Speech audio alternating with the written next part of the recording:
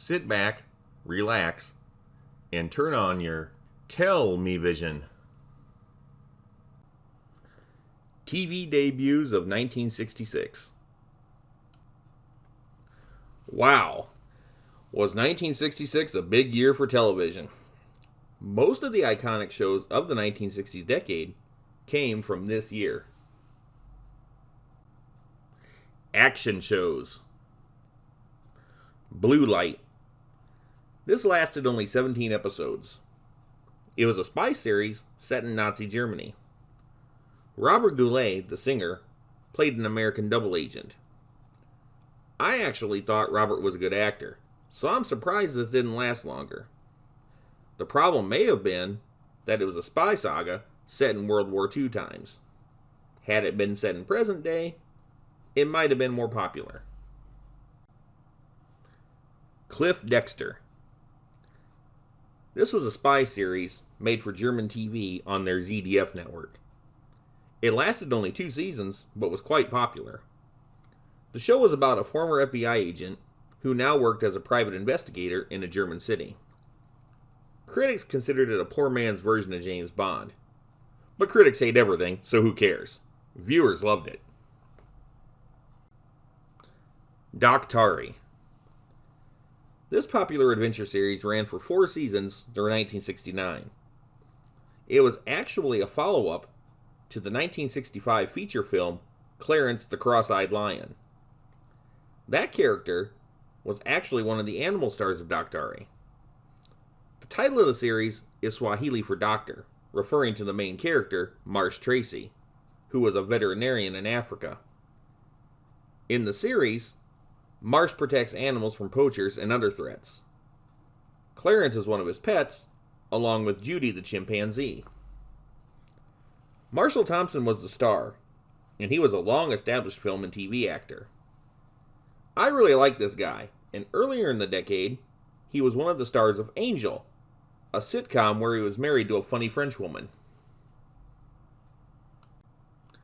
Father Brown.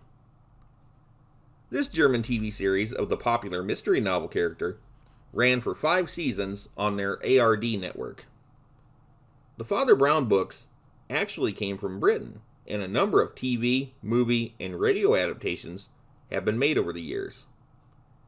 Simply put, it was a show about a Roman Catholic priest who solved mysteries. Father Brown was the precursor to another popular priest detective, Father Dowling, who had a long-running book series and popular TV show. I'm a huge fan of Father Dowling mysteries, and I don't know why, but the idea of a priest fighting crime just works. You know there's going to be some humor in it. The Felony Squad. Although not one of the best remembered cop shows of all time, it ran for 3 seasons on ABC. It was sort of like Dragnet, although not based on true stories. As a matter of fact, Ben Alexander, who had played Jack Webb's partner in the 1950s Dragnet series, was one of the main cast in this show, playing the desk sergeant. This show kept Ben so busy that he couldn't reprise his role of Frank Smith when Dragnet was revived later in 1966. Although the new Dragnet didn't start as a series until 1967, a made-for-TV movie was made in 1966, but didn't air until 1969. Ben lived for about 6 months after the cancellation of this series, until he died of a heart attack. The Girl from U.N.C.L.E. This was a spin-off of The Man from U.N.C.L.E., and although it got a fair bit of promotion at the time, it just didn't take with audiences. Stephanie Powers was the star of the show, playing April Dancer. In an earlier backdoor pilot on The Man from U.N.C.L.E. show, April was played by Marianne Mobley.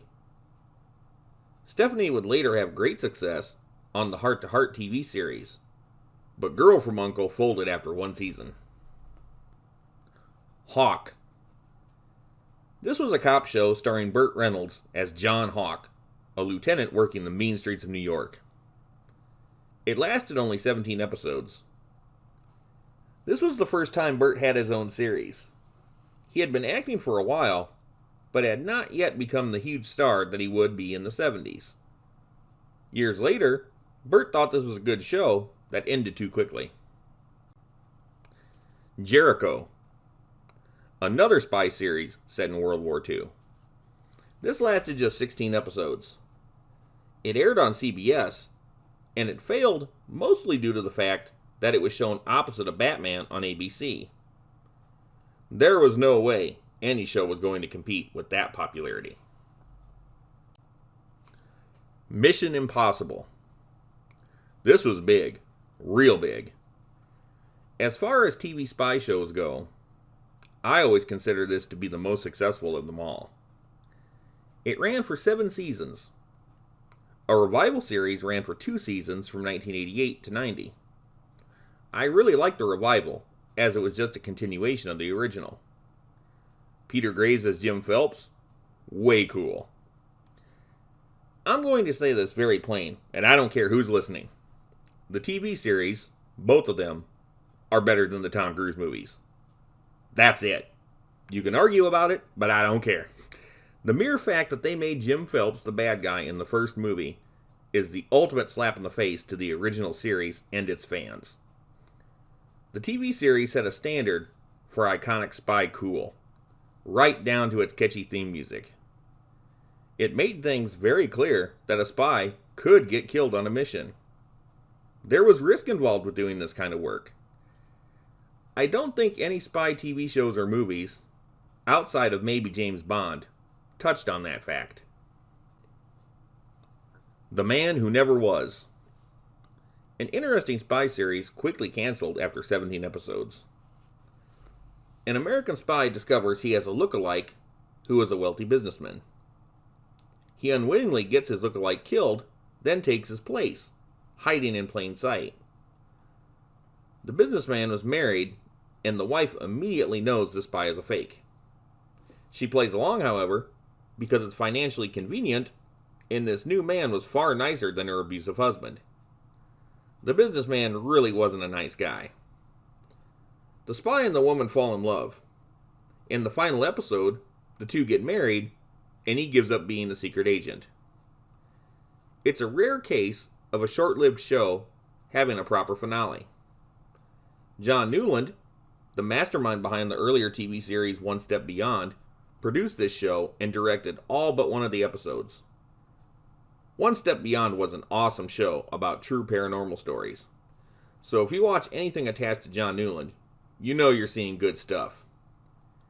It's a shame this series didn't last longer, but it seemed John knew how to end it properly. The Rat Patrol.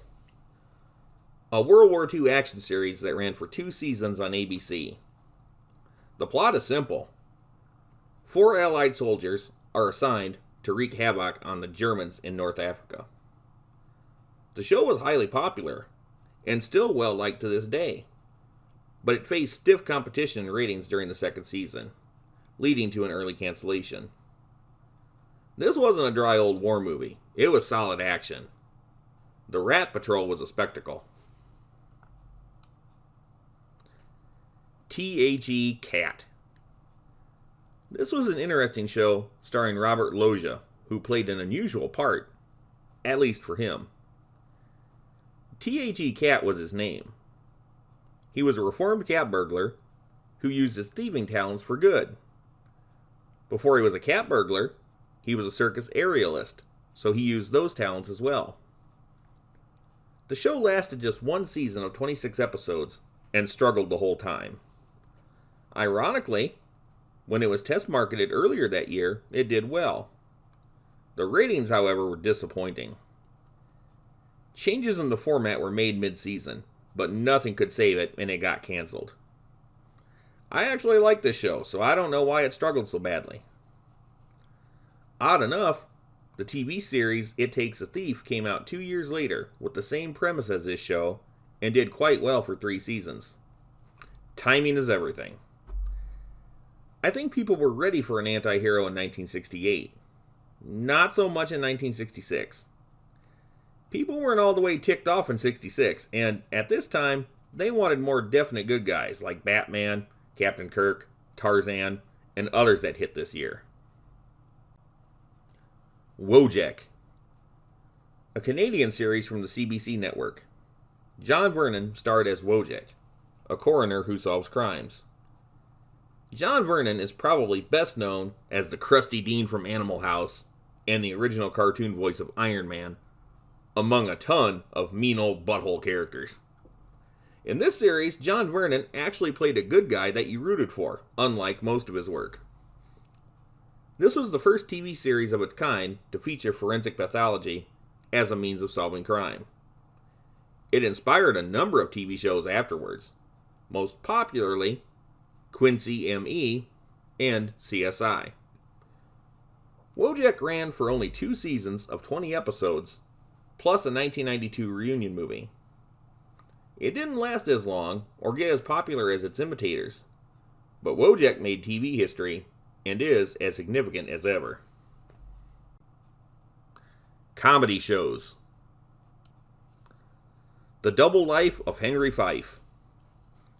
A sitcom for red buttons. This lasted only 17 episodes. I was never that much into Red Buttons comedy. I think he tried too hard. Despite the interesting premise, I can see why this didn't last. The story was quite cool. Henry Fife was a mild-mannered accountant. He looked exactly like a master spy who died in a car accident. The feds recruited him as the spy's replacement based on his looks alone. Henry tried to learn the many things the spy could do with little success. Family Affair.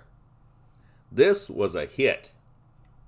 Brian Keith, Sebastian Cabot, 2 great comic actors. Brian played a rich guy who took in his brother's orphan children. His butler, Mr. French, played by Cabot, helped him in raising the kids. It's a pretty straightforward sitcom. It ran for 5 seasons, and although still popular in reruns, it gets overshadowed by the overdose of Anissa Jones, who played Buffy, and the suicide of Brian Keith. The Hero. This was the first TV series for Richard Mulligan, who became much more successful later on, especially with the sitcom Empty Nest. This show, however, lasted only 16 episodes. The premise was interesting. Mulligan was a Western TV star who, in reality, was not as smooth as the character he played. He was actually quite clumsy and afraid of horses. He was, however, a good family man. Hey Landlord. You hear more about this show than you should. That's not a comment on the quality of the show at all. I say that because it was only on for 1 season of 31 episodes.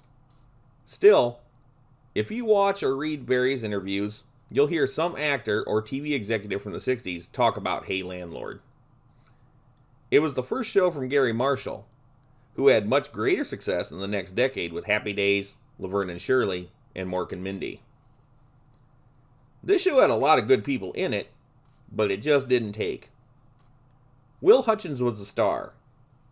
His character inherited an apartment building, and he became the landlord. The comedy came from the goofy tenants of the building. One of them was the funny, knockout redhead Pamela Rogers, who later became a member of Laugh-In. It's About Time. What else can you say about this show, other than it's god-awful? I hate to be mean about any show, but this was trash. It lasted 1 season of 26 episodes, and even that was being generous. I wanted to like it, because it had Joe E. Ross in it, one of the stars from Car 54 Where Are You?, which was actually a great show. The whole idea of this show is that 2 astronauts go back in time and end up in the caveman days. This show came from Sherwood Schwartz, the mind behind Gilligan's Island. It's About Time makes that show look highbrow, like the McNeil Lehrer NewsHour. The Jean Arthur Show. A sitcom for the famous actress about a mother and son lawyer duo. It lasted only 12 episodes. The Jerry Lewis MDA Labor Day Telethon.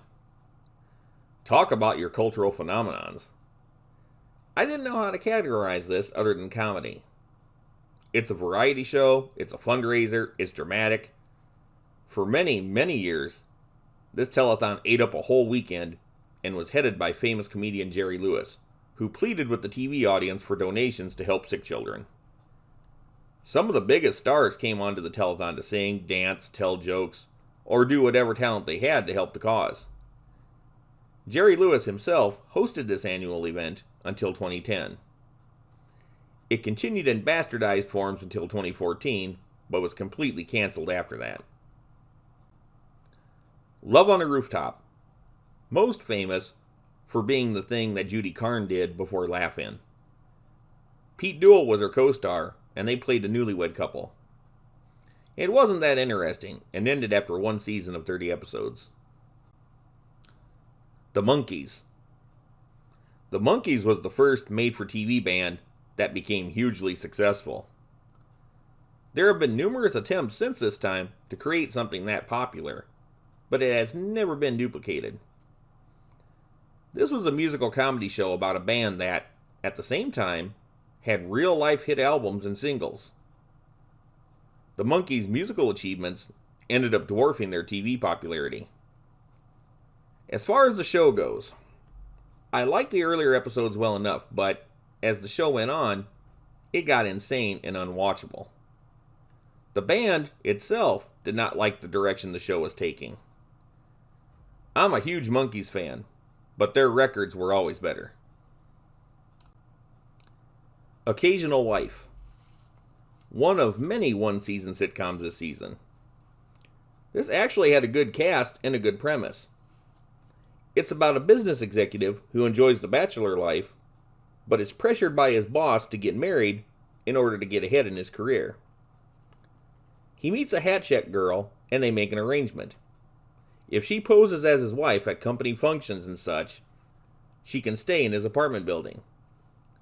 Whenever this girl is needed to make an appearance in his apartment, she enters by way of the fire escape.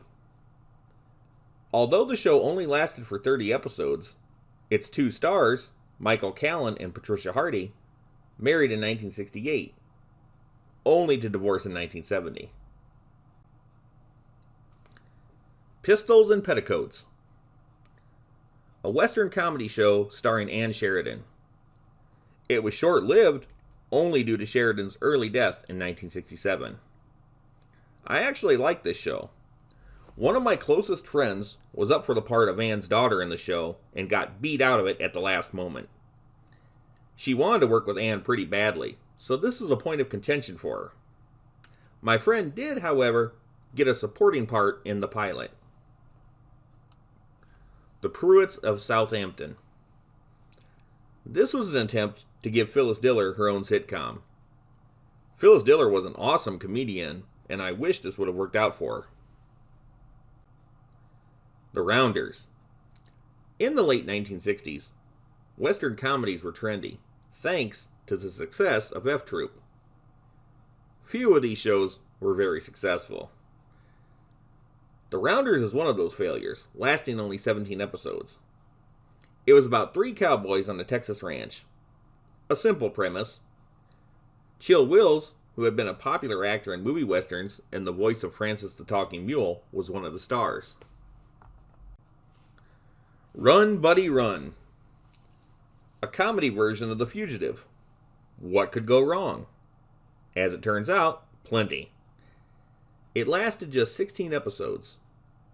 Trumpeter, singer, and actor Jack Sheldon was the star. I wish this was a better show for him. He plays an accountant named Buddy who overhears a murder plot.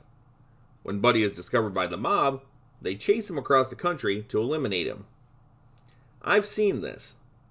It could have been good, but the manic tone of the series made it hard to watch. This show is like watching a hyperactive child. The Tammy Grimes Show. A huge flop of a sitcom, starring the Broadway actress and singer Tammy Grimes.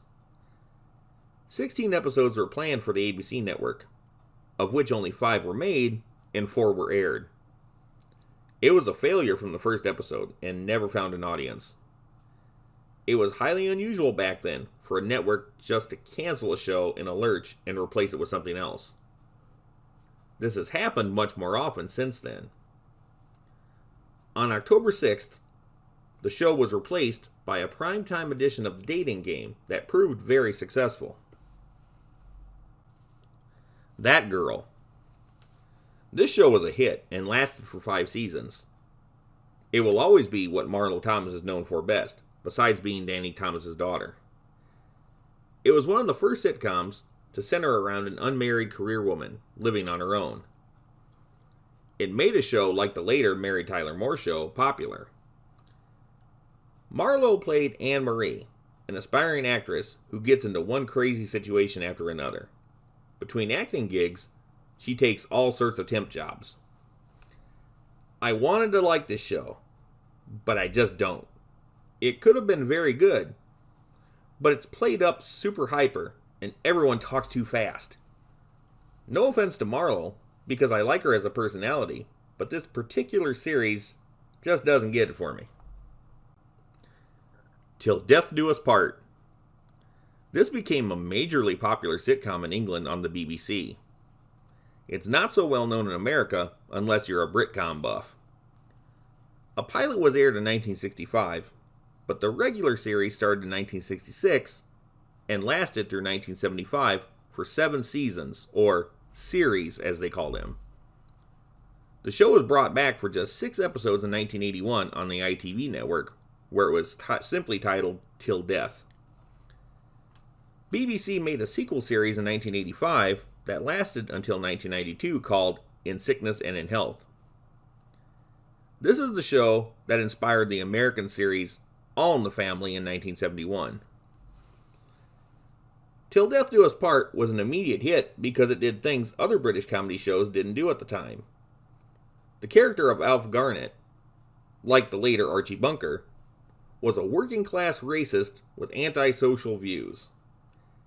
He had a long-suffering wife named Elsie and a daughter named Rita. Rita was married to Mike, someone Alf considered a lazy loser, and they frequently locked horns. Does any of this sound familiar? Just think, Norman Lear gets the credit for coming up with such an innovative show like All in the Family when it had already been done years before in England. Alf was still made likable in his own way despite his shortcomings, and the show frequently tackled issues deemed a bit edgy at the time. Game shows. Chain Letter, an extremely short-lived game show, one of the many hosted by Jan Murray. It started on the 4th of July and ended in October. I Guess. This was on for 3 years. Not the worst performing game show, but in game show terms, was a pretty darn short run. This was a fairly simple quiz program with a memory game element to it. There was a group of 9 squares. The outer squares were numbered 1 to 8. The center square had the I Guess logo on it. The answers to the upcoming questions were shown briefly before the game started, for about 6 to 9 seconds. Bill Cullen, the host, asked a question. The contestant was to only answer by giving the number of the box that had the right answer. If the player did not think the right answer was in the 1 to 8 squares, they could choose to reveal the I Guess square. The Face is Familiar, an extremely short-lived game show of just 18 episodes. Logically, this should have lasted longer. Each contestant was paired with a celebrity guest. Each round centered around a board with the face of a celebrity. The catch was, the face was cut into 7 horizontal strips and jumbled vertically. You had to answer questions correctly to reveal more of the face, and if you could guess the celebrity face, you won. It sounds to me like something people would have really liked, but it tanked. The Hollywood Squares, a major success. It never goes off the air for too long. I grew up with this show. You knew you were going to see some famous person you liked saying funny things. I also thought the giant tic-tac-toe format of the game was interesting. The Newlywed Game. Another huge success that lasted for years and years, but as of 2013, it appears to be over for good, unless there's another revival. This was a more risque game show, as it dealt with married couples, and a lot of questions led to making whoopee, the euphemism that was used for sex to keep the censors at bay. Making whoopee, although not a new term in 1966, became a popular catchphrase for decades. Showdown. This short-lived game show was hosted by Joe Pyne, a radio personality known for his insulting and confrontational remarks. After this was canceled, it was replaced by Hollywood Squares, a far more successful game show. Truth or Consequences. Definitely not the first version of this classic game show. This was actually the fifth incarnation, and it aired in syndication from 1966 to 1975. Horror and sci-fi. Dark Shadows. This show was rather unique. It was a horror-themed soap opera that aired weekdays on ABC. It ran for 6 seasons through 1971. On the whole scope of things, it didn't last long in soap opera terms. It did, however, establish a cult following that holds strong today. It featured all kinds of horror characters. The show did not become really popular, though, until 10 months into its run, when the vampire character of Barnabas Collins was introduced. A feature film, House of Dark Shadows, was made in 1970. The ratings for the series, though, dropped sharply after this, bringing about its early cancellation. A number of revivals were attempted for the series, but none of them have achieved the early success of this show. Star Trek. This show was a major success and turned the world of science fiction on its ear. Sci-fi had been around for a long time, but I think this was the first time anyone took it so seriously. And it was hip. Captain Kirk was portrayed as the studly ladies' man in space. He was a man of action. There were tons of oddball alien creatures to fight and hot space chickies to smooch on. There were so many well-defined characters in the series, and the mythology was firmly established. This show made other sci-fi TV and movies want to step up their game. The Star Trek saga only became more expansive in the decades to follow. This first series only lasted for 3 seasons. By 1969, it was over. The early cancellation of this series has been considered one of the biggest TV blunders of all time, and NBC was the culprit. The show never stopped being popular. It was a hit in reruns and in merchandising immediately after the cancellation and for years on. In 1973, there was a cartoon series. In 1979, the first of many Star Trek feature films was released to huge success. In 1987, the TV series Star Trek The Next Generation began that introduced a new cast of characters into the Star Trek universe. That series lasted until 1994 and branched out into its own movies. Star Trek was, and still is, a major entertainment franchise. The Time Tunnel. A short-lived, one-season series, but not because it flopped. As a matter of fact, The Time Tunnel did quite well in the ratings, but it got canceled in favor of a TV show about Custer. The Custer series was an infamous flop and quickly forgotten, but people still loved The Time Tunnel. A lot of merchandise was made for it, and revivals have been attempted, albeit unsuccessful. It was a time-traveling series, but well done with an excellent cast. James Darren, Robert Colbert, and Lee Merriweather were the stars. Ultra Q. This TV series from Japan started something they never could have anticipated. This particular show is just about giant monsters like Godzilla that have always fascinated Japanese audiences. The follow-up series to this, Ultraman, introduced a giant-sized superhero to battle these monsters, and became a major entertainment franchise that inspired many imitators, including the Power Rangers in 1993. Music shows. The Roger Miller Show. I love Roger Miller and felt this show should have lasted longer. It was just another musical variety show, but come on, it's Roger Miller. It lasted only from September to December of that year. A number of people felt the show was good, but needed more of Roger Miller in it. After all, he was a talented singer, musician, and comedian. They had a bit too much of the guest stars in it.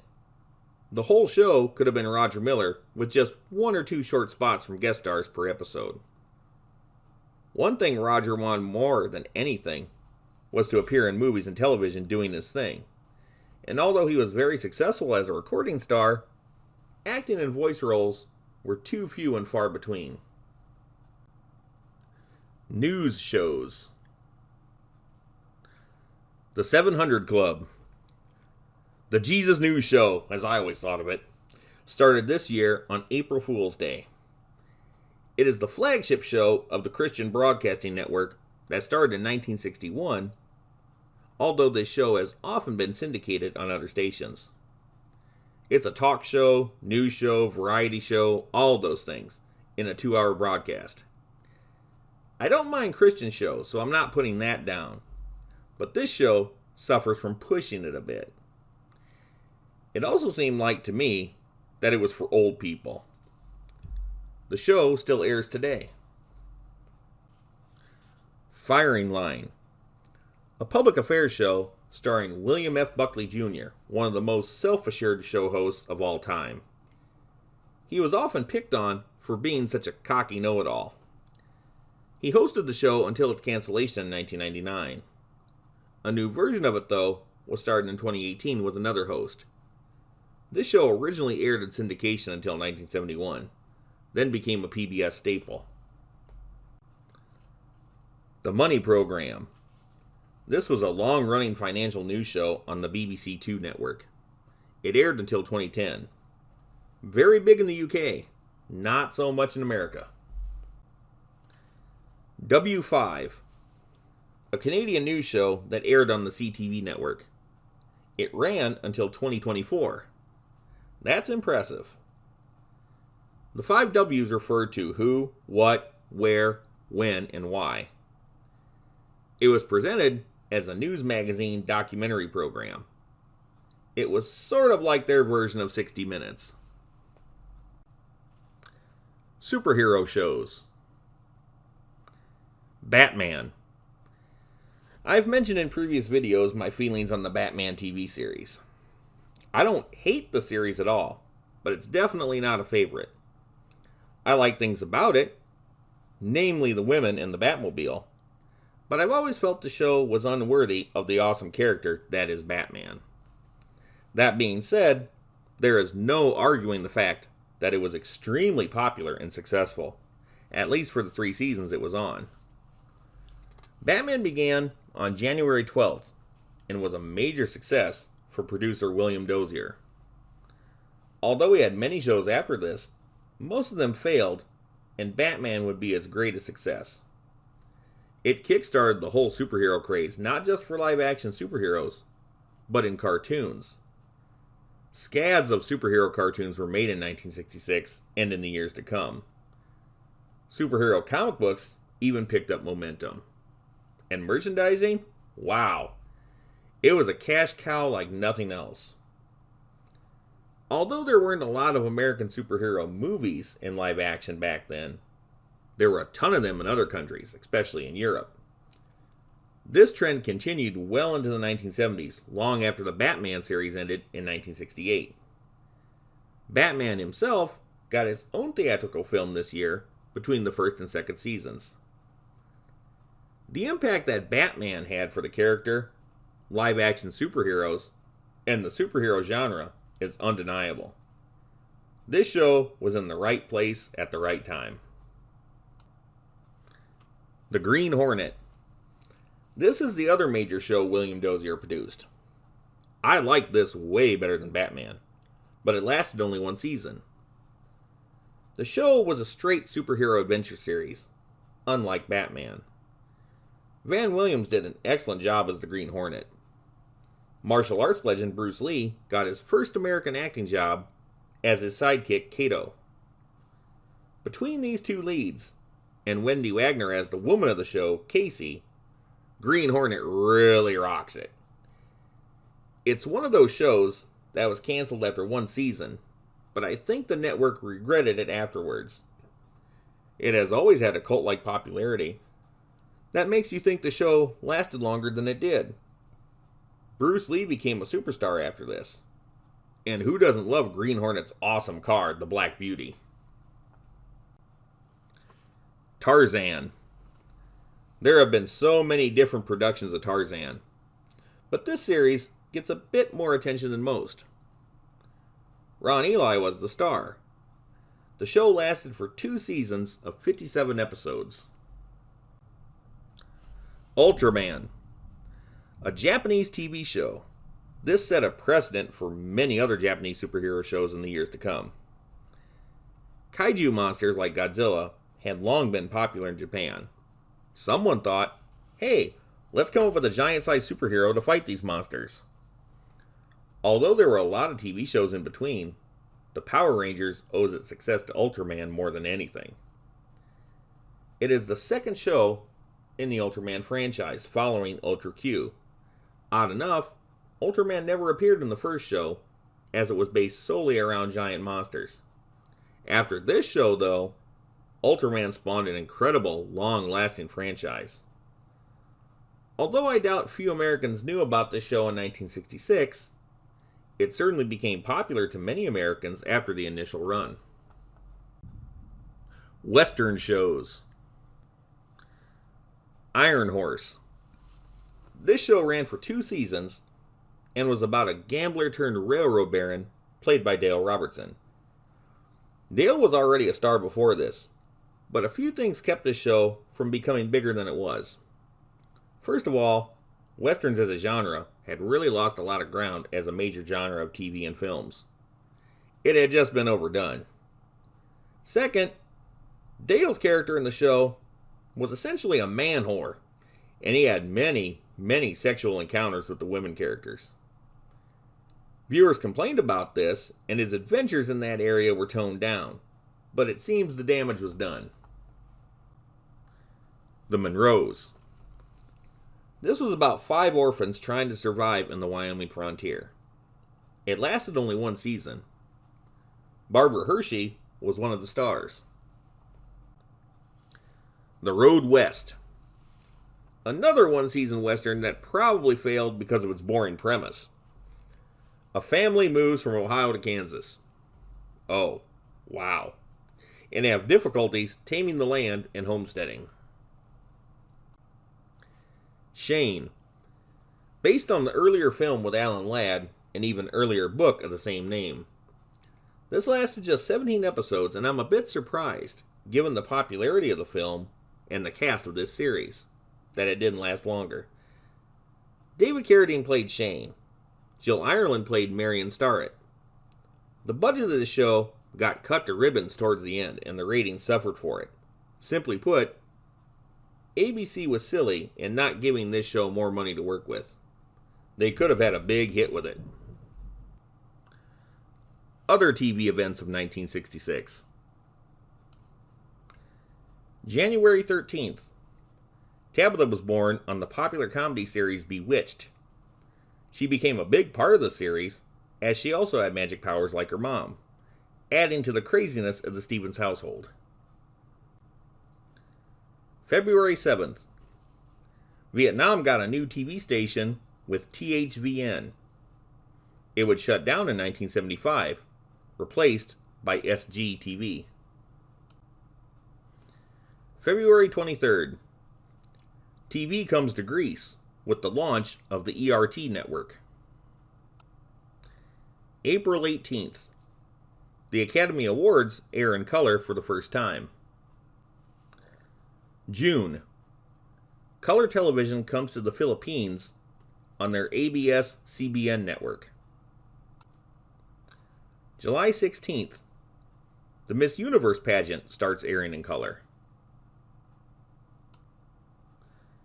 August 6th, in a post-fight interview, Howard Cosell honors Muhammad Ali's wishes to no longer be referred to as Cassius Clay.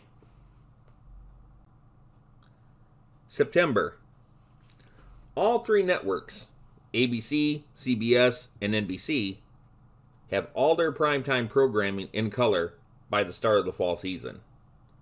This was big, and if 1960s television wasn't already far removed from what it had been in the 1950s, this confirmed it. September 10th, the first time the Miss America pageant was in color.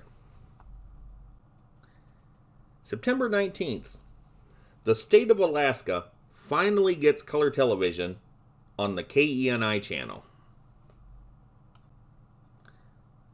October 29th, William Hartnell makes his last appearance as the first Doctor in the Doctor Who TV series.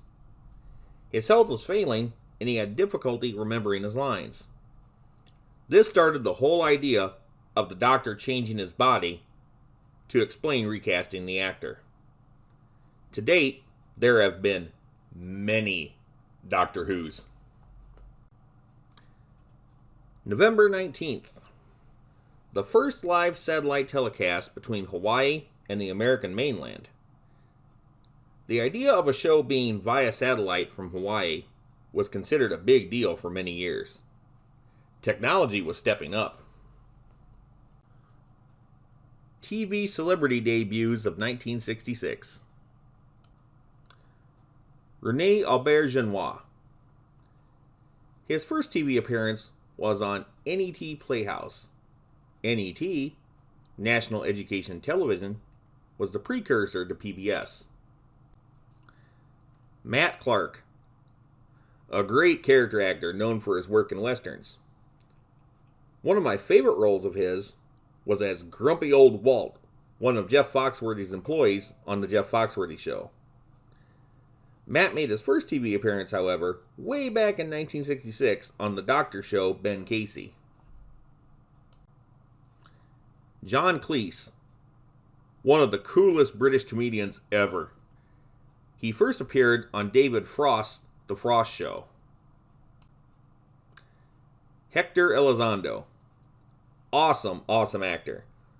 I've never seen him underperform in anything. He made his first TV appearance in an episode of the soap opera The Edge of Night. Paul Gleason, an actor known for playing a lot of bad guys, but he made his first TV appearance on an episode of Petticoat Junction. Harvey Keitel, a very successful actor, especially in the 1980s and 90s, made his first appearance in an episode of Hogan's Heroes. This is another surprise to me, as he's known to play very intense characters in very intense movies. Hogan's Heroes is about as far removed from that as possible. Richard Pryor. Wow, Richard Pryor. Legends don't come much bigger than him. One of the most famous comedians of all time, black or otherwise, got his TV start on an episode of The Wild Wild West. Man, Richard really did do everything. Lyle Waggoner. Had things gone his way, Lyle would have been TV's Batman instead of Adam West. I've seen a screen test, and he was quite good, but they went with Adam West. Lyle made his TV debut on an episode of Gunsmoke. He found his fame a year later on the super popular Carol Burnett show, and, much later, as the male lead on Wonder Woman. Despite losing out on Batman, Lyle became an icon of the 1960s and 70s. Fred Willard.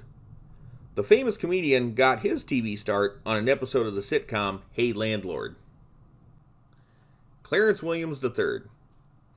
It would be a few years before he became known as Link on Mod Squad, but in 1966, he made his TV debut on an episode of the musical drama series Directions.